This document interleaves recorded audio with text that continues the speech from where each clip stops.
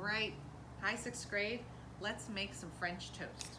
So this lesson, we're reminding ourselves about working with eggs, food safety, working with hot things, measuring, and enjoying a delicious breakfast. And the new appliance that we're using today is called an electric griddle. So I have one here. It's a pretty big pan, and you can see there's an electric coil at the bottom, and I can work right here on the counter and plug it in, and that's how it heats up. So this is a new appliance in terms of our lessons that we're learning about here in 6th grade, but you might not have one at home. So I'm going to be cooking on the electric skillet today. If you don't have an electric skillet at home, that's fine. You can still prepare your French toast or pancakes if you choose on your stovetop in a large pan. Okay, so this is a great option, but if you don't have it, that's perfectly fine, and you can still make your recipe if you would like. So speaking of this electric skillet, let's get it turned on. Like I said, this coil heats up when it's connected to electricity, and the entire pan is going to become very hot. We're going to set ours to 350 degrees. It's important that while we're working that you have plenty of space around it. You can see I'm kind of condensed in one area, but you want to make sure you have plenty of room so that you don't accidentally touch the edges of your hot pan while you're cooking. So here's our pan controller, and I'm gonna set it to 350 here while I'm looking at it nice and close. And then I'm gonna go ahead and plug it in to the pan all of the way and plug it in to the electric. An indicator light comes on that tells me that it's heating up, and now it's important that I don't touch it as it's preheating, okay? Now, over here we have our ingredients. I have some eggs. I have some challah bread that I cut up for our French toast. You could also use whole wheat bread, white bread, sourdough, pumpkin bread, banana bread, cinnamon raisin bread. Anything you have at home is fine, okay? And I have our sugar, cinnamon, eggs, salt, and butter ready to go. So here we go. First things first, we're gonna crack our 3 eggs in a wide dish, and I have a paper towel here to kind of protect my cutting board and counter as I crack the eggs. You want to make sure the eggs are the first thing that you do, so that if you crack it and there's a bunch of shells in there, you can easily get those shells out without having to fish through a whole bunch of milk and cinnamon and everything else. So first things first, we carefully crack our eggs on the paper towel on the counter, and then we can put them in the bowl. If everything looks good, you can wipe off your hands. If you want to wash them at the sink, that's a good idea too. And then we move on to measuring our next ingredient. So I'm going to move this a little bit to the side and get our measuring cup. The next ingredient that you need is 3/4 a cup of milk to go with our 3 eggs. And for this recipe, it makes in class up to 8 pieces of French toast. But depending on how dry your bread is and how big your family is, you may end up needing to make a little bit more mixture as you go.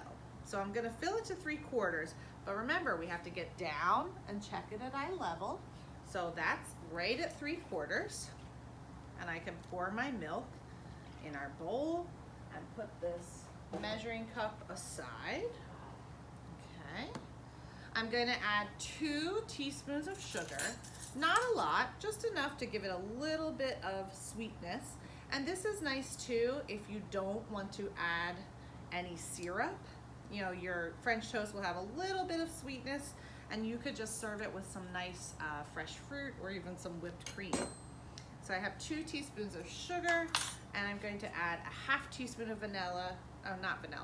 cinnamon. Remember, take the lid all the way off so that you're not trying to just sprinkle it in. And if you had a little vanilla and you wanted to add it to your recipe, you certainly could add a little vanilla here as well.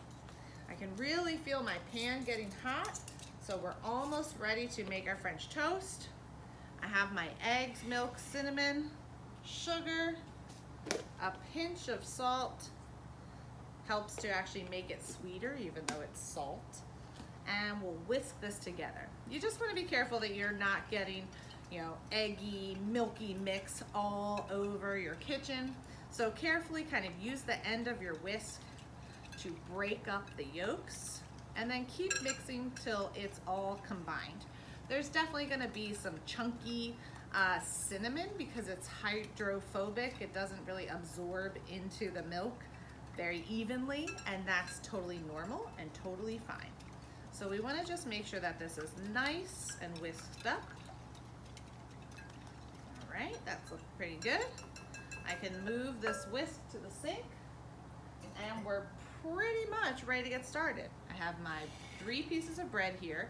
You can use as much bread as you need. My mixture, and now my pan is really hot. I can feel the heat coming off of it. If I get a little water in my hand to test it, and I drip the water on, I can see that water sizzle, and that way I know my pan is ready to go, okay? Your recipe calls for about 2 tablespoons of butter. You might not need all of it, so here's my butter dish. I'm just gonna put probably about a tablespoon because I only have 3 pieces of bread, and my pan is non-stick. And I'm just gonna use my turner or a spatula, right? SpongeBob's favorite tool, to spread the butter around the pan where I'm going to be cooking my French toast. And I'm being really careful that I'm not touching the pan with my fingers because it is very hot. All right, now that our butter is on, I'm ready to dip our French toast. So we take a piece of bread. This is my challah that I sliced up.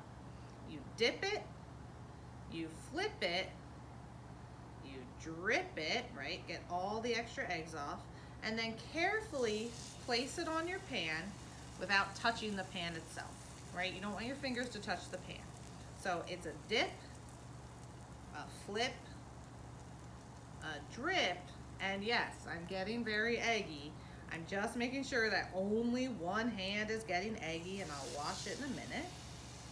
Put it on the pan. Here's the last one I'm making for my demonstration. Dip, flip, and drip. If you find that you run out of mixture, you can always make some more while your bread is cooking. And if you have extra, you could have some cinnamon scrambled eggs if you wanted to give that a try.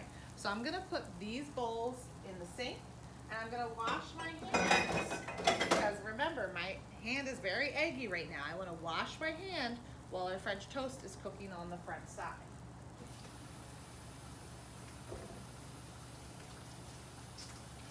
So make sure you wash for at least 20 seconds with hot soapy water while your French toast is cooking.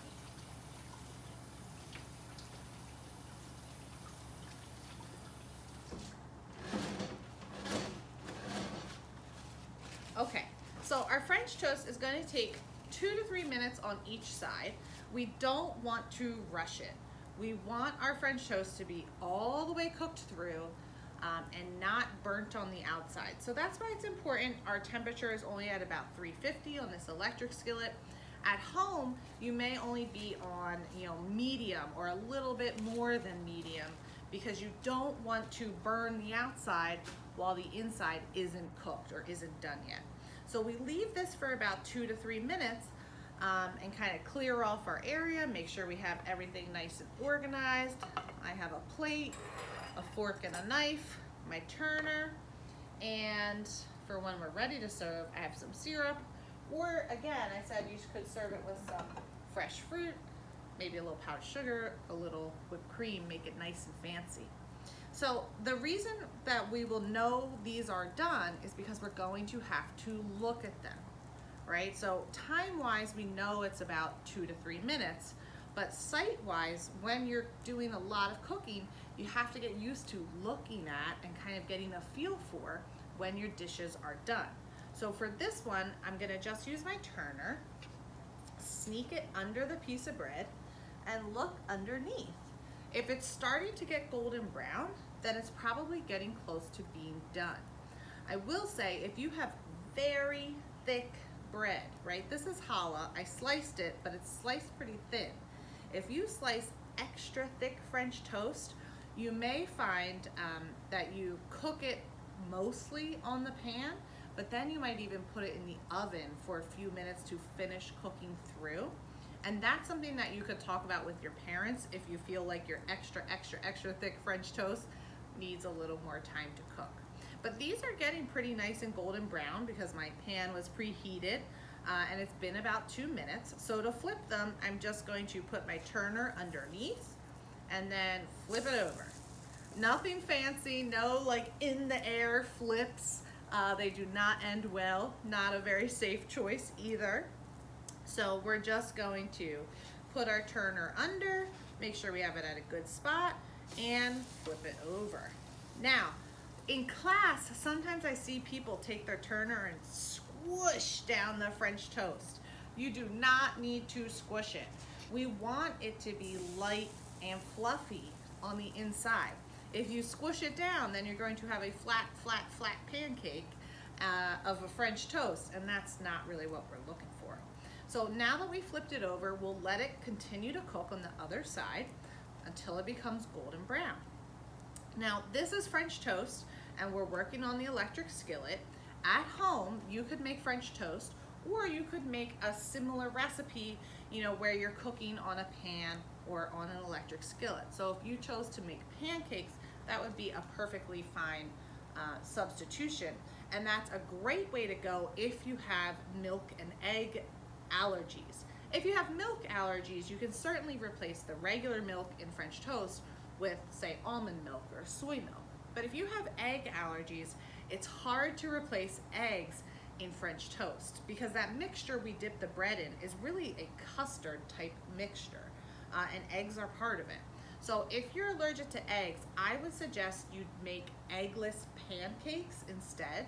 They're delicious, they're light and fluffy, you practice all the same skills, but you're not having to use any eggs in that recipe. And I did link that in our recipes for week 5 when you guys are making your French toast. So we're almost done here. Gonna take a look, and it's looking really nice and golden brown. I think we're cooked. All right, and what I'm gonna do is transfer these to my plate. If you're making a bunch, then you may want to keep them warm in a very low oven while you make that next batch. Otherwise, you are ready to eat. But before you eat, you've got to take care of this pan a little bit. So here's our delicious challah French toast. And you can see, or maybe you can't, but I can see my pan is still steaming. It almost looks like it's smoking. It's not smoking, but it's definitely steaming. It's important with your pan that you turn it all the way off. So I'm gonna turn the dial off, and I'm unplugging it from the electric to make sure that it's off, okay? With hot pans, you never wash them when they're hot. So now that this is turned off and unplugged, my skillet can just be sitting here and cooling down while I enjoy my delicious French toast. If you were working on your stove in a large pan, the same thing. Make sure you turn off the burner and move the pan to a burner that had been off the whole time so that it just sits and cools while you're eating. You cannot wash this pan until it is all the way cooled down. Trying to put a hot pan or a hot skillet like this under cool running water warps and bends and damages the pan. So I'm gonna let this cool down for a few minutes, and then I'll give you a quick 1-minute tutorial on how to clean it once it's all the way cooled down. So, time to eat some French toast. All right, 6th grade, it's time to clean the griddle. It's cooled down for a while. You can see I washed a bunch of dishes, I cleared off my area, had some delicious French toast, and now it's time to clean this. Once you can comfortably touch this griddle, and that means you can touch it and it's not hot, then you're ready to clean it, okay? And we're gonna use some warm water and a thick dish towel to do that. And first, I wanna make sure that I take the plug all the way out, and I can just use my sponge to give this plug on the plastic part a nice wipe, and just make sure that no sticky stuff or drips from the egg got on there. And once that's wiped, then that's done. And now for the griddle. Because it could still be a tiny bit warm, we're being extra careful. And I wouldn't recommend a sponge for this job. I definitely recommend a thick, clean dish towel. And what you do is you take your dish towel, fold it up a bit, right? So we have a nice little rectangle, and get some water on the sink to dampen your towel. So my towel is damp, but it's not soaked through. That means this side is wet and this side is dry. That gives me and my hand some protection while I'm wiping the griddle. So all I'm gonna do is put my towel on the griddle and wipe it around. Now, I'm not using a bunch of soap on here. I'm not worried about, cross-contamination at this moment because the only thing we cook on these griddles are regular French toast. But at your house, your family will tell you whether or not you need to be using soap and water in the sink or whether the damp towel method will work fine. If you're using a pan on your stove, or you used a pan on your stove, then you would be washing that in the sink with soap and water and then drying it and putting it away. So as you wipe this down, you want to make sure you get the handles, the edges, every part of the griddle. And then you'll see my towel's a bit brown, right, from that butter that was on there. I just kind of fold my towel up, give it another wipe, make sure everything is clean, doesn't come up greasy, and then this is ready to put away. Okay, so when you're cooking or cleaning the griddle, remember the main thing is making sure it's not hot, it's not going to burn you, that you're using a nice thick towel for cleaning it, and there may be special cleaning instructions at your house. Make sure you check with your parents or your grown-ups at home to make sure you're doing it the way that they expect.